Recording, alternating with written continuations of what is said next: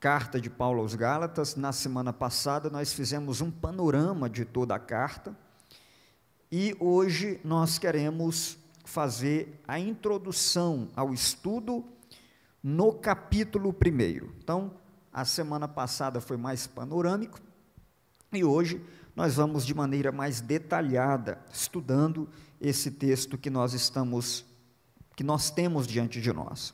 Antes de nós começarmos a exposição do texto, eu quero ler alguns versículos, apenas dos versos 1 ao verso 5. Gálatas, dos versos 1 ao verso 5. E eu quero que os irmãos também confiram nas suas Bíblias.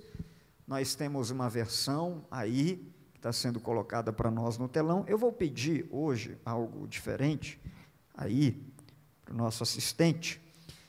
Se possível, coloque para nós, essa versão NVI é a que eu tenho aqui comigo, mas se possível, coloque para nós aí, por favor, a ARA, Almeida, Revista e Atualizada. Tá? Nós vamos, aí não precisa, a gente vai seguir sempre nela, tá? Para a gente ter uma versão alternativa aqui, a minha e essa aí. Então, vamos ler o texto bíblico. Então, o texto diz assim: Paulo, apóstolo, não da parte de homens, nem por intermédio de homem algum, mas por Jesus Cristo e por Deus Pai, que o ressuscitou dentre os mortos, e todos os irmãos, meus companheiros, as igrejas da Galácia, graça a vós outros e paz, da parte de Deus, nosso Pai, e do nosso Senhor Jesus Cristo, o qual se entregou a si mesmo pelos nossos pecados, para nos desarraigar deste mundo perverso, segundo a vontade de nosso Deus e Pai, a quem seja a glória pelos séculos dos séculos. Amém. Aleluia. Pai, estamos diante da Tua presença e acabamos de ler esse texto bíblico. Pedimos então ao Teu Santo Espírito que nos ilumine, que nos ajude e nos auxilie a compreender a Tua palavra, que ela seja aplicada aos nossos corações nessa noite, é o que nós te pedimos, por Jesus Cristo. Amém. Queridos e queridas, irmãos e irmãs, já vimos como Paulo, através dessa carta, sai em defesa da autenticidade do Evangelho. Nesse primeiro capítulo, em especial, Paulo faz uma introdução à sua carta. Mas a sua introdução aqui é uma introdução diferente. Pela forma como Paulo começa a carta, a gente percebe que vem chumbo grosso por aí. Por que isso, pastor? Porque Paulo começa a sua carta de um jeito não usual. E eu quero que você confira bem rapidamente comigo qual era a maneira como ele começava as suas cartas. Então, abra, por favor. Você pode abrir, por exemplo, 1 Coríntios, é o que abri aqui primeiro, mas eu poderia abrir em qualquer outra carta de Paulo e não seria diferente. Primeira carta de Paulo aos Coríntios, embora não seja essa a nossa carta de estudo, mas eu quero só que você compare, juntamente comigo, como Paulo começa diferente a carta aos Gálatas.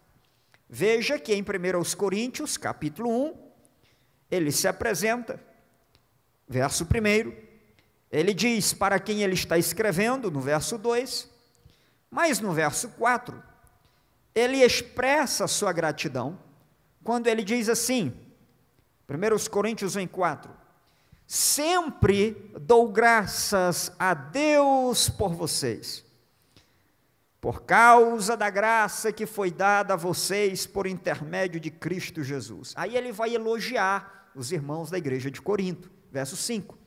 Pois vocês foram enriquecidos em tudo, isto é, em toda palavra, em todo conhecimento. Vamos ver mais outra carta de Paulo. Você pode abrir comigo aí, por exemplo, carta de Paulo aos Efésios.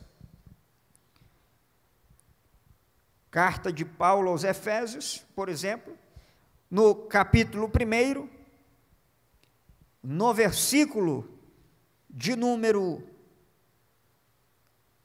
3, ele diz: bendito seja o Deus e Pai de nosso Senhor Jesus Cristo, que abençoou a nós. E aí ele vai falar das bênçãos de Deus, mas olhe comigo também o verso 15. Verso 15, ele vai fazer a ação de graças, que era comum em toda a carta que Paulo escrevia. Ele diz: por essa razão, irmãos, desde que ouvi falar da fé de vocês, fé que vocês têm no Senhor Jesus e do amor que demonstram para com todos os santos, eu não cesso, não paro de dar graças por vós, fazendo menção de vós nas minhas orações. Então, voltemos para Gálatas. Isso já é o suficiente, o bastante, para a gente ter um elemento de comparação. Todas as cartas que Paulo escrevia, ele demonstrava no início da carta uma expressão de gratidão a Deus, uma espécie de elogio, algo para ganhar o coração daqueles para quem ele estava escrevendo, a expressão da sua própria alegria. Ele não fazia isso com falsidade de forma alguma, mas quando ele demonstra sua gratidão, isso expressa o nível de satisfação que ele está com aquele povo. Ao escrever aos Gálatas, entretanto, Paulo não faz nenhum agradecimento e nenhum elogio. Então, quando a gente começa a ler a carta de Paulo aos Gálatas, a gente já percebe que Paulo está num clima diferente. Alguém aqui, eu tenho certeza que todos nós aqui sabemos e nos lembramos, mesmo aqueles que não têm mais sua mamãe e seu papai, mas todos nós lembramos e sabíamos quando nossos pais nos chamavam, nós sabíamos pela maneira de chamar, ou pela forma como nos chamavam, se a coisa estava boa ou se estava ruim para a gente. Especialmente quando chamavam o nome completo. Aí a gente sabia que a coisa estava realmente difícil. Então, quando Paulo escreve essa carta, logo no começo, os irmãos não estão ouvindo Paulo, mas as cartas, elas eram lidas na congregação. Então, a igreja se reunia, e aí alguém vinha e fazia assim: olha, o Paulo mandou essa carta, e nós vamos ler a carta agora para vocês. Então, você pode imaginar que a igreja, quando se reuniu para ouvir essa carta, os irmãos já começaram a perceber que estava faltando alguns elementos nessa carta, elementos de agradecimento, elementos de gratidão. Ao contrário, nós temos aqui o que nós vamos já ver, que em vez de agradecer ou de elogiar, ele faz uma censura, uma repreensão muito dura a essa igreja. É a carta em que Paulo mais repreende a comunidade e os seus leitores, é a carta aos Gálatas. Mas vamos então ver no versículo 1 quem está escrevendo essa carta. Ele se identifica como Paulo. Paulo, verso 1, apóstolo. E eu preciso, antes de continuar, explicar bem rapidamente para vocês o que Paulo faz nesse capítulo 1. Nesse capítulo 1, Paulo faz 3 coisas. Quantas coisas? 3 coisas. Primeiramente, Paulo apresenta o fundamento do seu ministério. Isso ele faz nos versos 1 ao verso 2. ele apresenta a autoridade, a autenticidade. O ministério dele tem um fundamento, e ele apresenta isso nos 2 primeiros versículos, o fundamento do ministério de Paulo. A segunda coisa que Paulo faz nesse texto é apresentar a sua mensagem. Então, primeiro ele faz uma defesa da origem do seu apostolado, versos 1 e 2, depois ele apresenta a sua mensagem nos versos 3 a 4. Depois, ele então apresenta o seu propósito no versículo de número 5.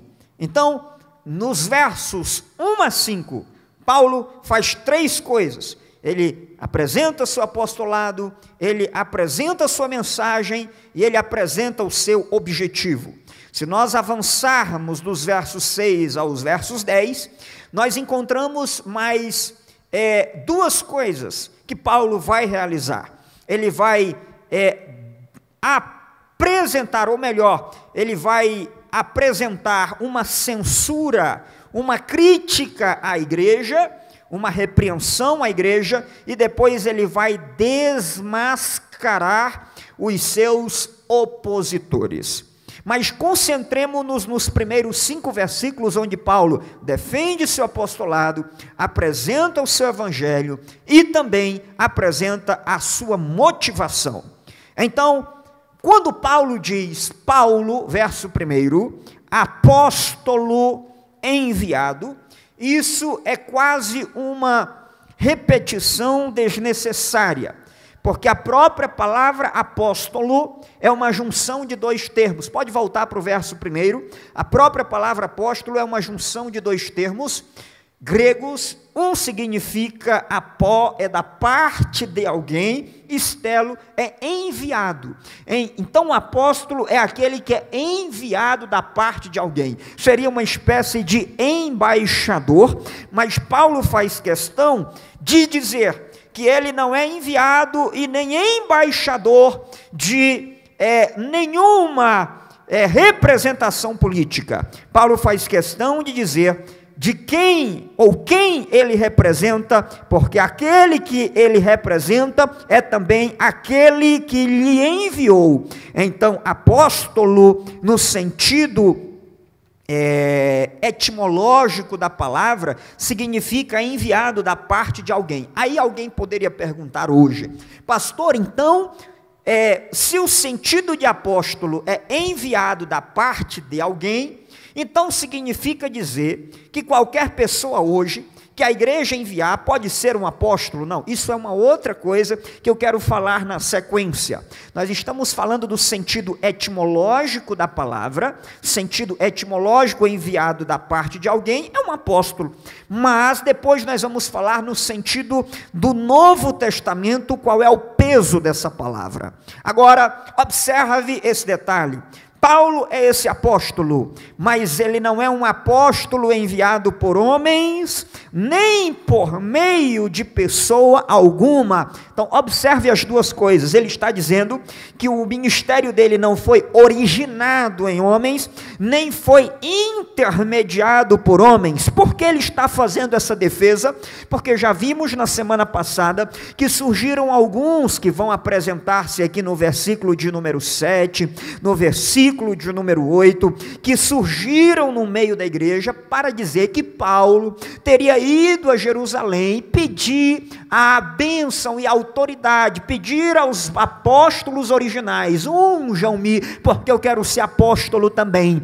Paulo está defendendo, está dizendo que não, quem chamou Paulo foi o próprio Jesus. Esse homem aqui não ouviria a mensagem de ninguém. Poderia se levantar Pedro, ele não ouviria. Poderia se levantar Estevão, ele estava lá e o apedrejou, praticamente o responsável por aquilo, mas quem o chamou foi o próprio Jesus. Ele estava viajando, inclusive com uma carta na mão para prender crentes, para perseguir a igreja, e de repente uma luz raiou do céu e o chamou: Saulo, Saulo, por que me persegues? E aí Saulo tomou um susto e falou assim: quem és tu, Senhor? E ele disse: Bom, eu vou me apresentar para você. Eu sou Jesus. Gente, já começou bem. Eu estou me apresentando. Você já está me perseguindo. Essa é a nossa forma de se conhecer. Eu sou essa pessoa que você está querendo colocar na cadeia. Ah, Senhor, eu não estou querendo colocar o Senhor na cadeia. Paulo aprende aí a primeira grande doutrina da fé, que perseguir a igreja é perseguir Jesus. A união mística da igreja com Cristo. Cristo está ligado com a igreja, e a igreja está ligada com Cristo. A igreja é o corpo do qual Cristo é o cabeça. Aleluia! Jesus ensinou isso para Paulo no primeiro encontro, quando ele disse assim: Paulo, você está me perseguindo? Não, Senhor, eu não estou perseguindo. Talvez ele pudesse pensar, é claro que ele não disse: eu não estou te perseguindo, eu estou perseguindo o crente. Mas perseguir crente e perseguir a mim, Paulo, é a mesma coisa, porque eu estou ligado com a minha igreja. Agora, observe que esse Paulo, chamado pelo próprio Jesus, se torna um apóstolo. E aqui eu quero apresentar aos irmãos a minha forma de compreender o apostolado de Paulo. O próprio Paulo, ele se apresenta como alguém que nasceu fora do tempo. Paulo se apresenta como um apóstolo nascido depois. Se você voltar para Atos dos Apóstolos, capítulo 1, e aqui eu quero então explicar qual é a minha forma de compreender, respondendo à pergunta objetiva: pastor, o senhor acredita que exista um ministério apostólico hoje? Eu acredito que não. E por que isso? Porque fundamento-me no texto de Atos dos Apóstolos, capítulo 1, e versículo de número 21. Pedro resolve escolher, verso 20, melhor dizendo, está escrito no livro dos Salmos: fique deserto o seu lugar e não haja ninguém que habite ainda, que outro ocupe o seu lugar. Pedro lê esse texto para poder justificar a escolha de alguém no lugar de Judas. Judas era um apóstolo, e Judas traiu Jesus. Judas, o próprio texto anterior vai dizer que ele se suicida. E agora Pedro se levanta na igreja para escolher alguém no lugar de Judas. É interessante observar que quando o Senhor Jesus deu ordem aos discípulos, conforme Lucas, ele disse assim: fiquem em Jerusalém e aguardem até que do alto sejais revestidos de poder. A ordem de Jesus para os apóstolos foi ficar em Jerusalém e esperar o Espírito Santo revesti-los. Mas antes de o Espírito Santo descer, Pedro faz uma coisa que, a meu ver, não foi orientação de Deus. Por quê? Porque Jesus não mandou Pedro: olha, fica lá, Pedro, antes do Espírito vir, você já escolhe alguém no lugar de Judas. Jesus não disse isso para eles.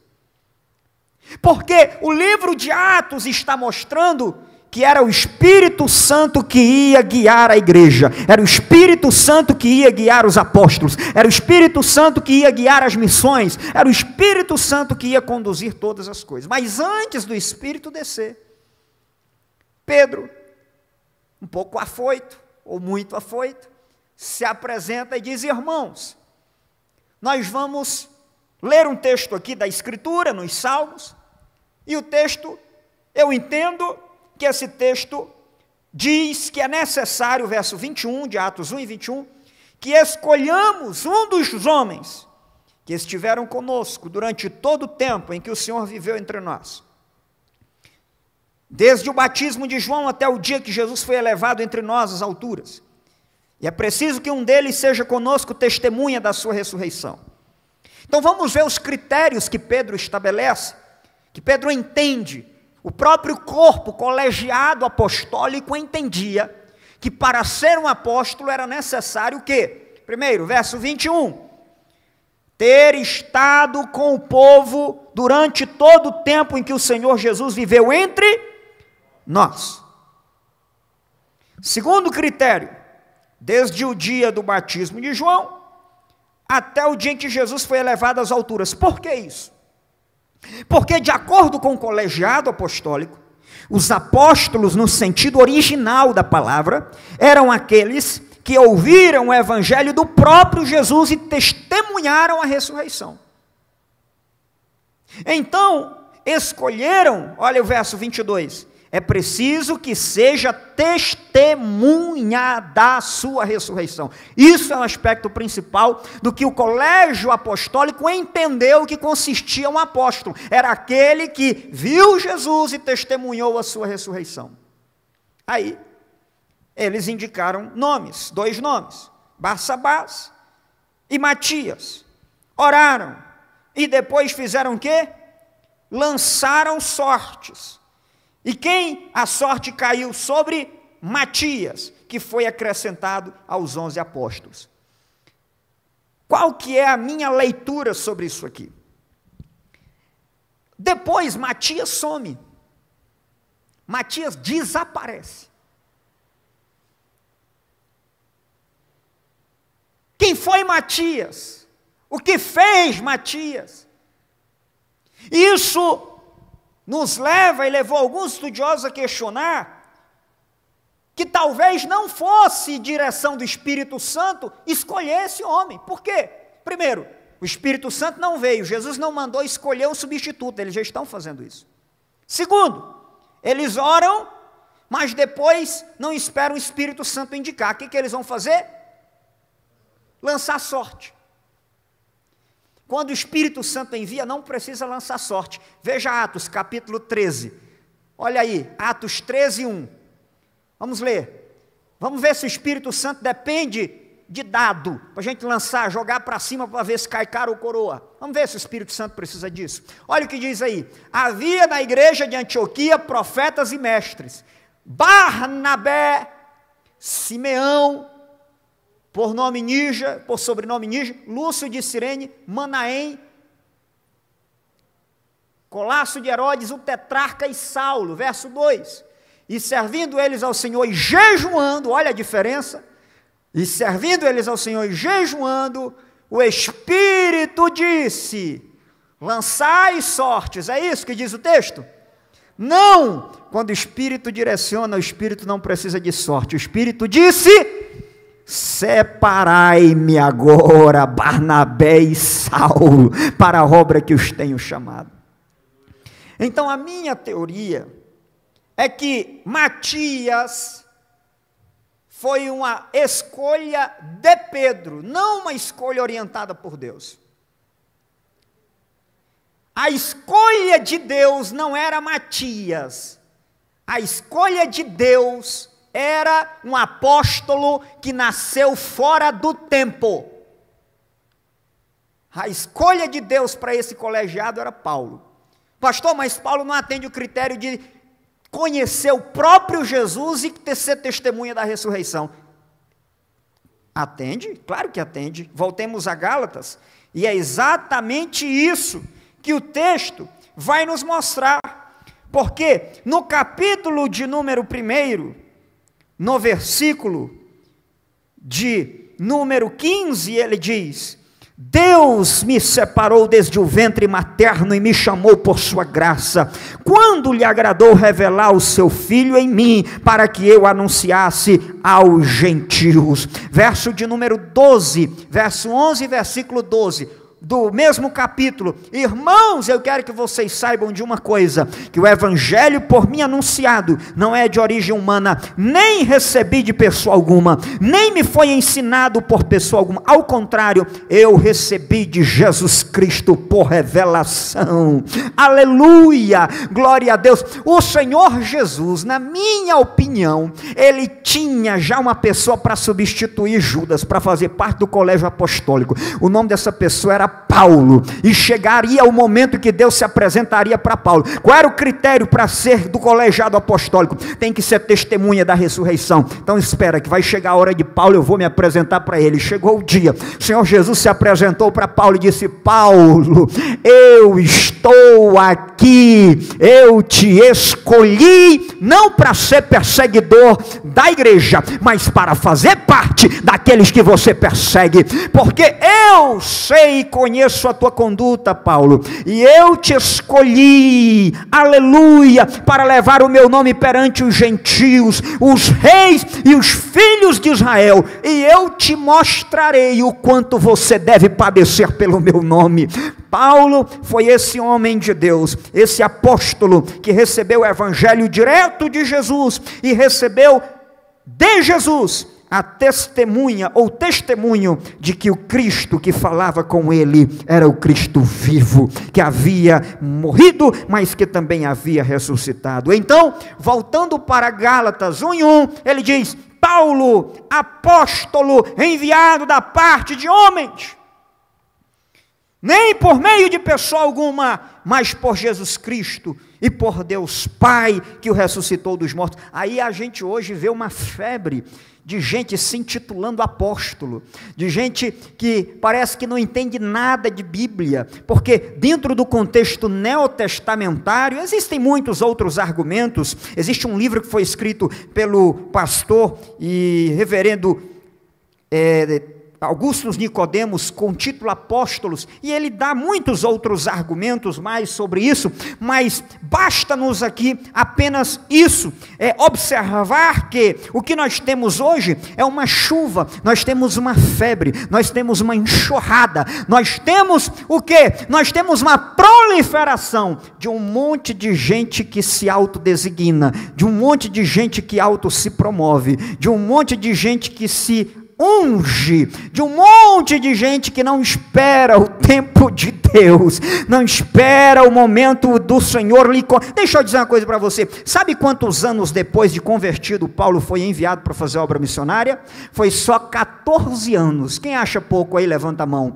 14 anos depois que ele foi chamado, é que ele foi para a primeira viagem missionária, lá em Atos capítulo de número 13, entre Atos 9 e Atos 13, existe um interstício, existe um intervalo, um hiato de 14 anos, porque a gente lê a chamada de Paulo no capítulo 9, chega no capítulo 13, às vezes a gente acha, meu Deus do céu, Paulo se converteu, já se tornou missionário, está levando o evangelho, e aí a gente, ainda mais a gente, especialmente nessa época em que tudo acontece muito rápido, em que a fila anda rápido, em que os carros precisam andar rápido, em que a internet precisa ser rápida, em que tudo tem que acontecer com a velocidade que a gente quer, a gente chega na igreja, ou as pessoas chegam na igreja e com a mesma velocidade com que elas chegam, elas querem ser reconhecidas. Ah, meus irmãos, não é aqui novidade, isso não é novidade aqui, não é novidade em qualquer lugar, em lugar nenhum,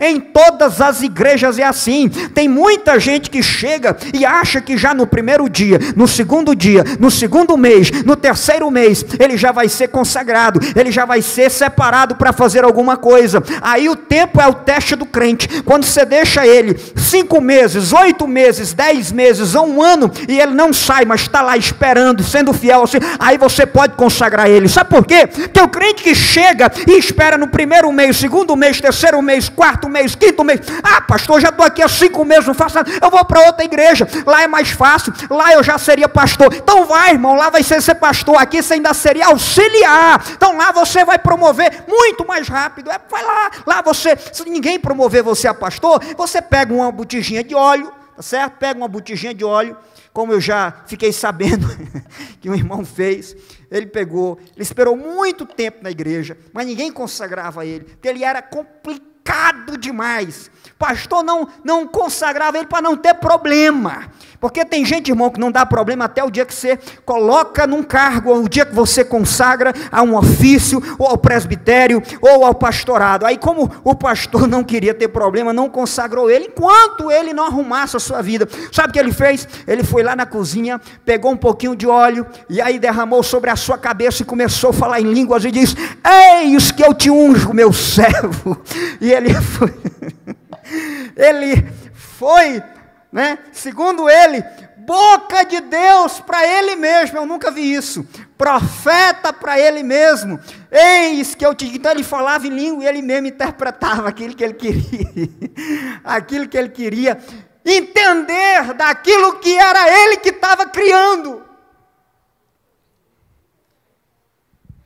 Paulo, apóstolo enviado da parte de Deus.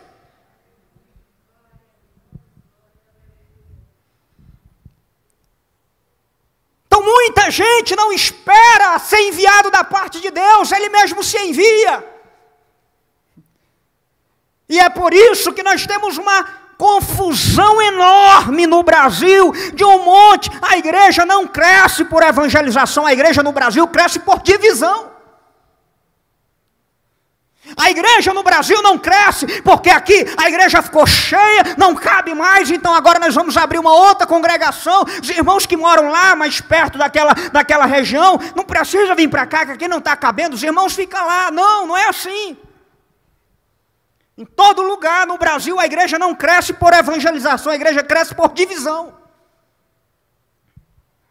Por quê? Geralmente, ou é aquela pessoa que o pastor acabou de consagrar, ou é aquela pessoa que o pastor não consagrou. Aí, ele acha que está demorando tempo demais. Aí ele junta a juventude, né? Como ficamos sabendo de uma grande igreja em Taguatinga, o líder de jovens levou quase 150 jovens da igreja.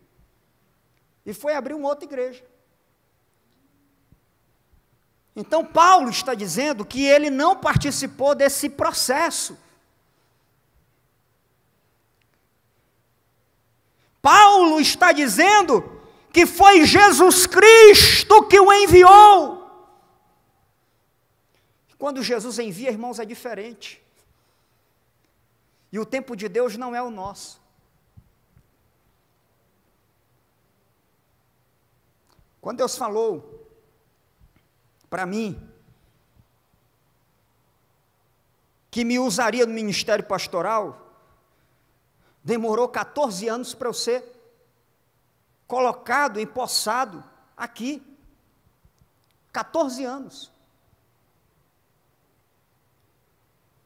Então, tem gente que não está disposto a esperar. Tem gente que não quer aguardar. Tem gente que não tem paciência para aguardar o tempo de Deus. E aí se precipita. Toma decisão precipitada, acha que é Deus que está enviando e às vezes não é. E aí depois vai sofrer as consequências. Mais ainda, avançando. Primeiro versículo. Paulo, apóstolo de Jesus Cristo. Agora tem uma coisa. Paulo não pediu para ser, mas quando Jesus mandou, ele também não rejeitou. Paulo é assim: eu não peço para ser, mas se Jesus me enviar, não tem que me tire. Porque eu não pedi para ser, mas foi Jesus que mandou. E se Jesus mandou, eu vou. Então, quando Jesus manda Paulo, ele vai. Cristo é quem lhe aparece. E é assim que nasce um apóstolo no Novo Testamento.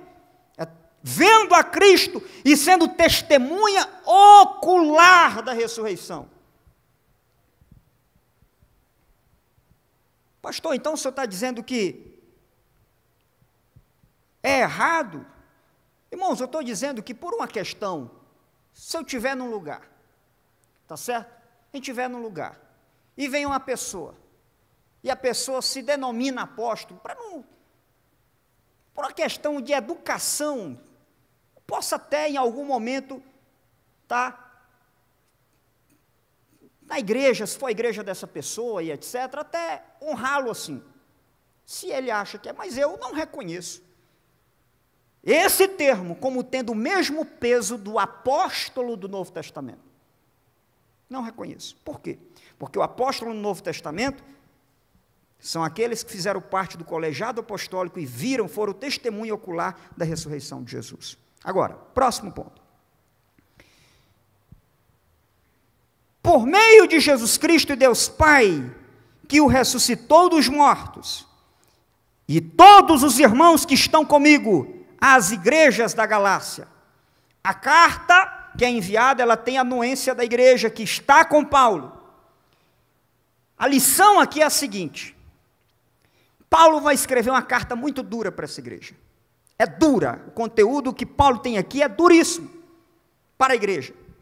Parece que Paulo compartilha esse conteúdo antes de enviar. Em que sentido? Porque quando ele coloca a assinatura dos irmãos que estão enviando a carta com ele, é porque os irmãos sabem do conteúdo dessa carta. Eu não posso dizer aqui, olha irmãos, a igreja QNJ 38 assinou um termo assim, assim, assim. Aí você fala, que termo é esse? Eu não estou nem sabendo de termo nenhum. Então, Paulo envia essa carta e diz quem está enviando.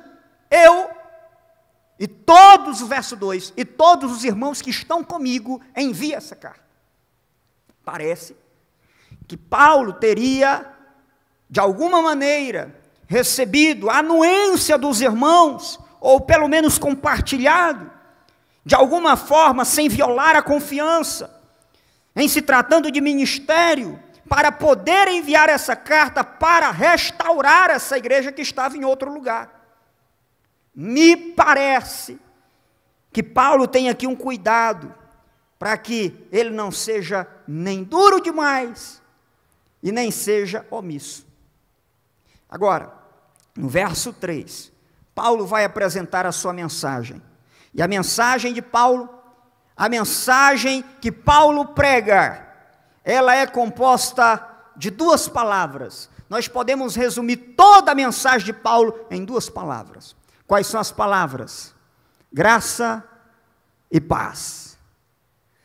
Repita comigo, graça e paz. Mais uma vez, graça e paz. Irmão, essas duas palavras são as palavras mais resumitivas, as palavras que mais sintetizam essa mensagem. Graça e paz. Por quê, pastor? Porque graça faz alusão a tudo aquilo que Deus resolveu fazer por você. Eu gosto de usar a ilustração que certa vez foi dado por um pastor inglês no século XVIII, quando ele deu o seguinte exemplo, que eu faço alguns ajustes. Ele pregou da seguinte maneira, dizendo, imagine que uma pessoa chega, pede para você uma ajuda na rua, essa pessoa fala, me dá uma ajuda, e aí você tira, de repente, R$1 do bolso e dá para essa pessoa, e essa pessoa se zanga, que é o caso hoje. Hoje, se você tirar R$1 do bolso e der para uma pessoa na rua, é arriscado ele xingar você. Então, imagine que uma pessoa pede ajuda, e você tira R$1, que é o que você tem, e dá. Mas aquela pessoa fica chateado com você, zangado, e aquela pessoa resolve partir para a violência, toma o que você tem, toma a sua bolsa, toma a sua carteira, entra num conflito corporal, numa briga com você, e aí toma tudo que você tem, machuca você e vai embora. De repente, você foi para casa, triste, chateado, resolveu, pensou em fazer uma ocorrência, mas acabou indo direto para casa para depois você resolver isso, e de repente você quer saber, eu sei onde essa pessoa fica, mas eu não vou me desgastar com isso, e você resolve deixar para lá.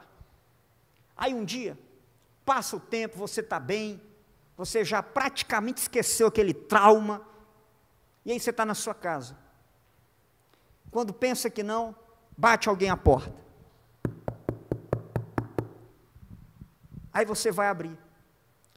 E quando você abre a porta, aí você se identifica, você se depara com aquela pessoa que naquele dia, ela esqueceu, mas você não esqueceu dela.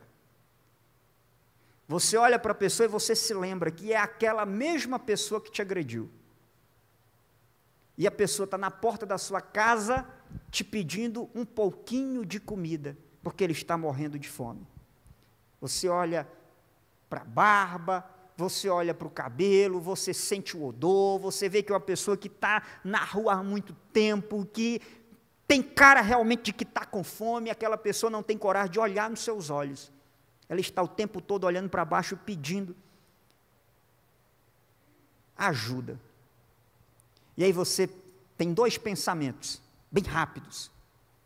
Primeiro, ligar para a polícia, fazer a denúncia, ou chamar alguém para vir e etc., e pegar aquela pessoa.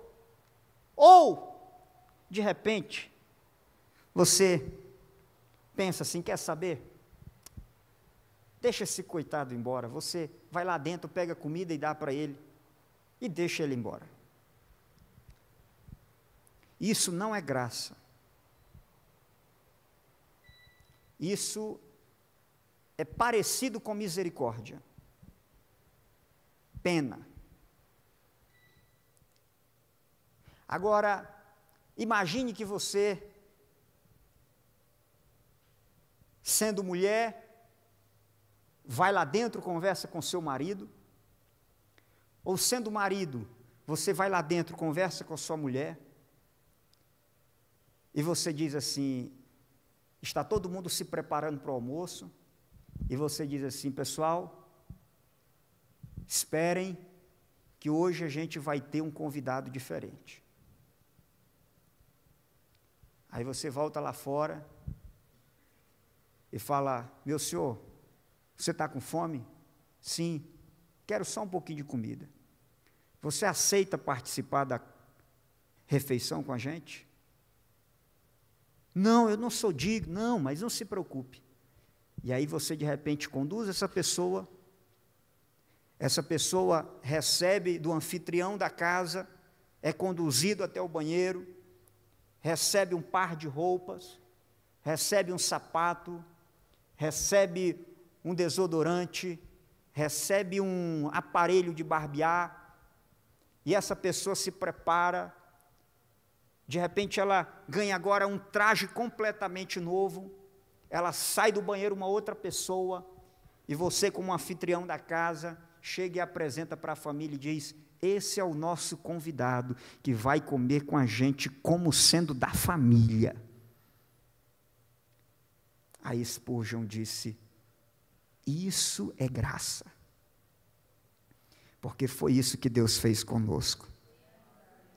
Nós éramos esse maltrapilho, nós éramos esse homem e essa mulher que ofendeu a Deus, nós éramos essa pessoa que causou ofensa ao próprio Deus, e quando nós estávamos na pior, Deus, em vez de nos mandar direto para o inferno, Ele pegou, nos levou para dentro de casa, nos lavou, nos vestiu, nos limpou, nos fez parte da família, nos perdoou e ainda disse, a partir de hoje, você vai comer na mesa comigo, porque você agora é filho, você agora é filha. Isso é graça. Paulo está dizendo, graça, pode deixar no versículo 3, graça e paz, porque a graça é o presente gratuito de Deus, mas a paz é o estado do ser humano depois de receber o presente. Você não tem paz até receber o presente, mas depois que você recebe o presente, você passa a ter paz, porque a paz vai indicar o teu estado em relação a 3 direções. Quantas direções? 3. Quem experimenta a graça, quem recebe a graça, vai ter paz em 3 direções. Primeiro, em direção a Deus. Nós que éramos inimigos de Deus, nós que éramos esse homem maltrapilho, nós que éramos aqueles agressores, aqueles que ofenderam a Deus, nós agora temos paz com Deus, porque Deus nos perdoa dos nossos pecados. Mas quem tem paz para com Deus, também pode ter paz para com o próximo. Quem experimentou a graça de Deus, não tem medo de Deus, e nem se inimiza com o próximo, porque ele está em paz com Deus, em paz com o próximo. E o terceiro sentido, a terceira direção, quem recebeu da verdadeira graça vai ter paz consigo.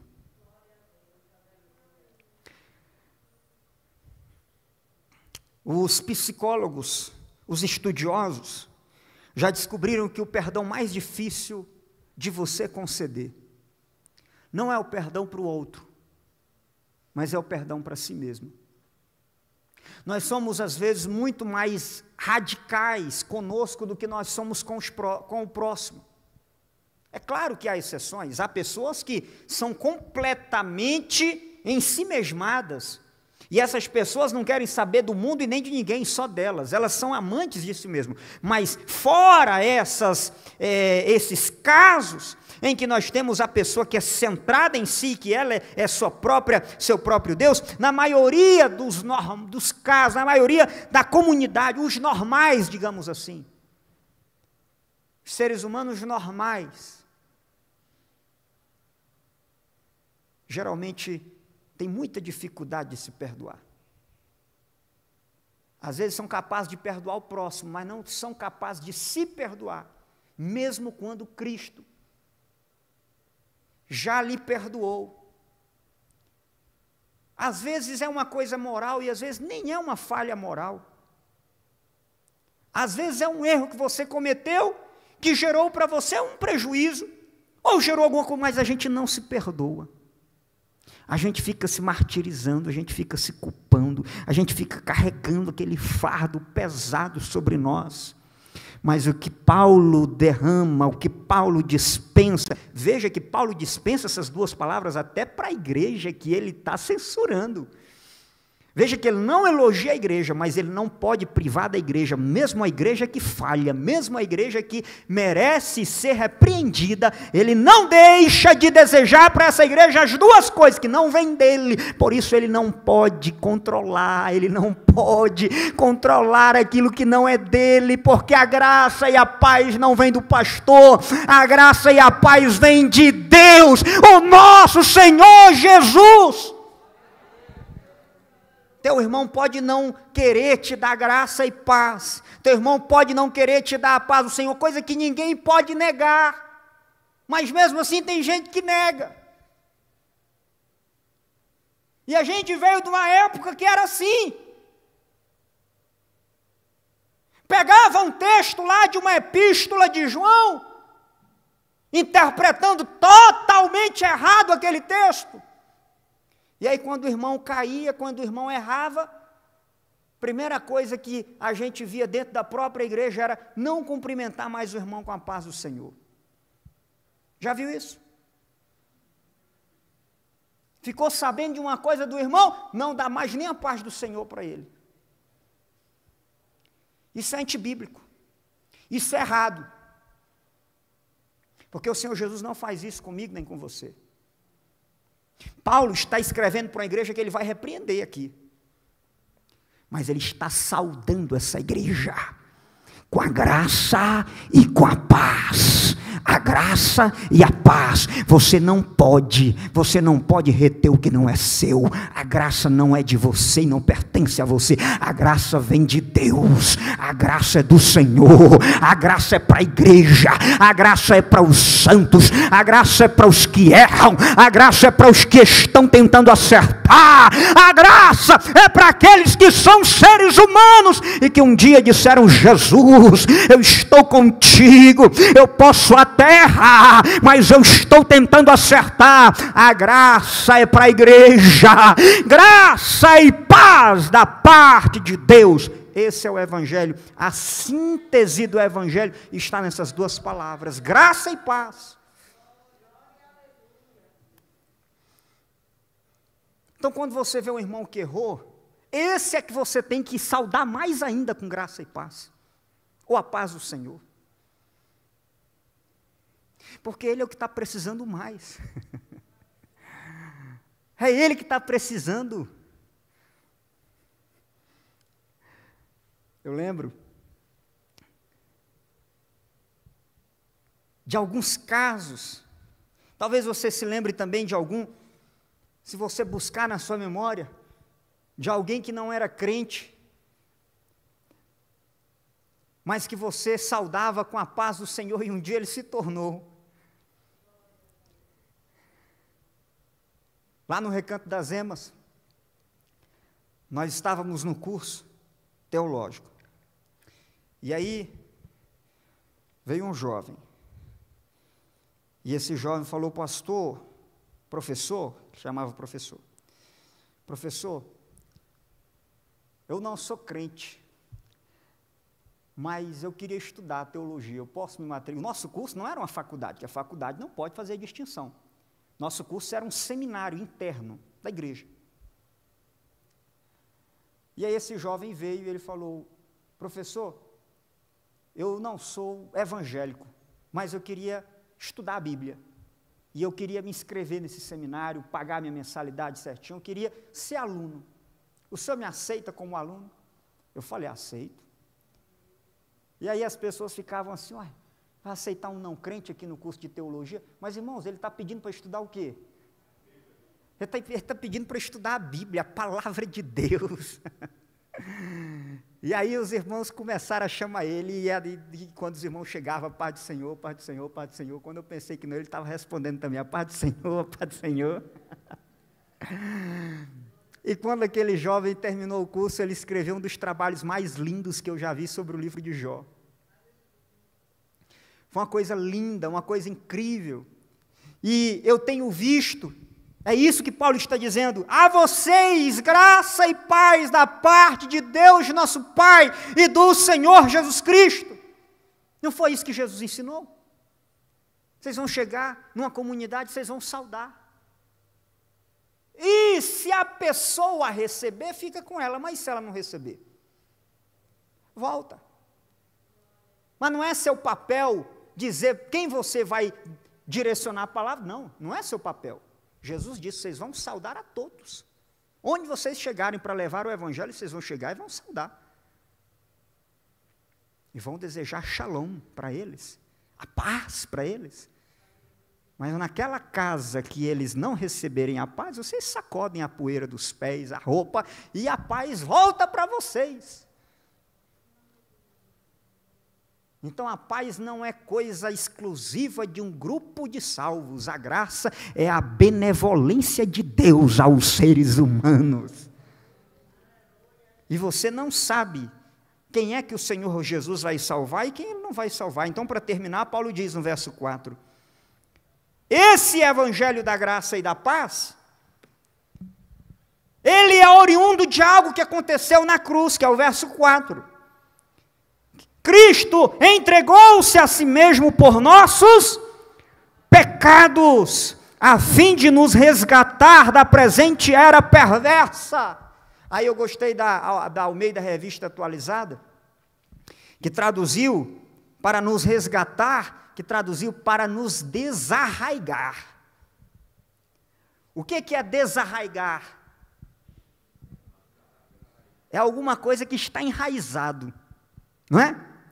Tem alguma coisa que está com a raiz profunda. Nós, estávamos com um problema ali com as folhas, dando problema nos telhados nossos, dos vizinhos. Falamos com o proprietário daquele espaço ali da frente, eles vieram e cortaram ali, mas ficou a raiz, e a raiz é funda, não tem quem arranque aquela raiz, porque a raiz está muito enraizada, E era assim o nosso estado no mundo, nós estávamos criando raízes no pecado.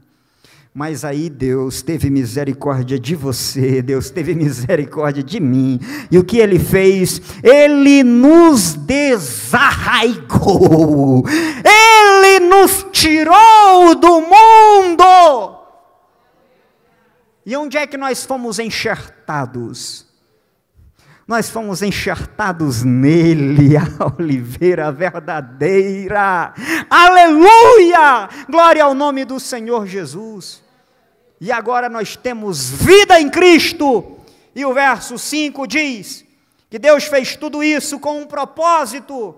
E o propósito é: a quem seja a glória para todos sempre. Amém, aleluia. Tudo isso que Deus fez, tudo isso que Cristo fez, foi para a glória do seu nome. Olha, Deus não faz nada sem propósito. A sua vida tem um propósito, o seu trabalho tem um propósito, a sua formação tem um propósito, as suas experiências, sejam aquelas as mais ruins, tem um propósito. Deus transforma tudo em glória para o nome dele. A glória, a glória, a glória, a glória, a glória seja dada a Ele para sempre. Amém. Aí o inimigo está lá, ele está achando que aquilo que de repente vai acontecer na sua vida vai te derrubar, vai te afastar de Jesus, mas aí ele se engana, porque dentro do próprio Evangelho você reencontra graça, por meio da graça você reencontra paz com você mesmo, com Deus, com o próximo, e aí de repente você já está dando glória a Jesus de novo. O inimigo que achou que ia te afastar da igreja, que ia te afastar de Deus, ia te afastar de você mesmo, se engana,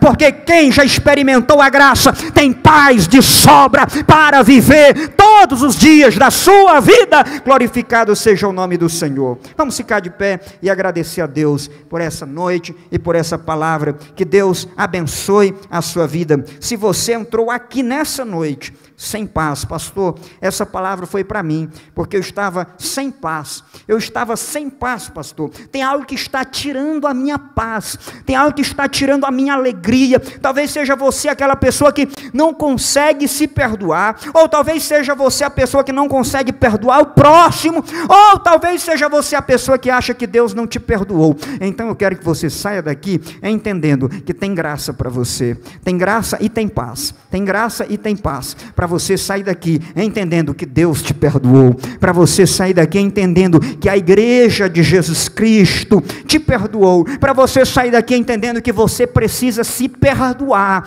você precisa, depois de receber o perdão de Deus, depois de receber o perdão do próximo, você também precisa perdoar a você. Não seja seu algoz, não fique se martirizando.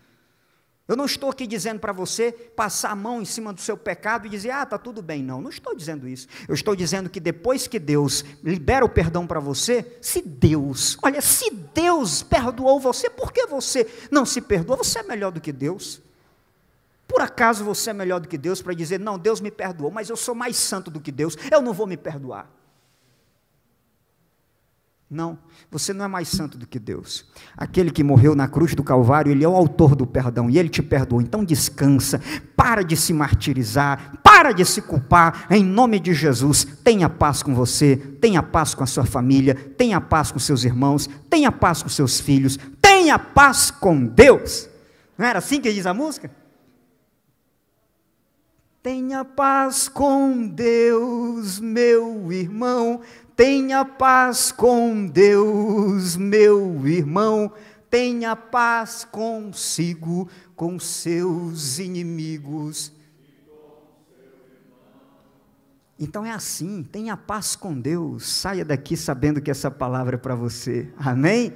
Pai, muito obrigado pela Tua palavra, muito obrigado por aprendermos hoje, ó Senhor, que o Senhor tem paz para nós, que o Senhor quer que vivamos em paz. Meu Deus, o mundo está em total conflito, e quando não há guerras, o mundo inventa outros tipos de guerras, o mundo inventa sempre um jeito de criar confusão, de criar inimizade, de criar conflito, de fazer guerras ideológicas. Pai, nós somos o povo que serve ao príncipe da paz. paz. A nossa guerra, meu Deus, é apenas contra o diabo e contra seus anjos, não é contra carne nem sangue, mas é contra os principados, os poderes das trevas nas regiões celestiais. Com o resto nós temos paz, paz com a igreja, paz conosco e paz contigo. Muito obrigado, ó Deus, porque aquilo que o Senhor fez na cruz do Calvário nos garante a paz. Então, se alguém entrou aqui nessa noite aflito, se alguém entrou aqui nesta noite sem paz, que possa sair daqui completamente, meu Deus, impactado, completamente tocado por esta palavra, pela graça e pela paz que o Senhor dispensa para nós, em nome de Jesus, amém. Que a graça do nosso Senhor Jesus Cristo, que o amor de Deus, o nosso Pai, que a doce consolação do querido Espírito Santo, seja com o povo de Deus hoje e sempre, amém. Glória a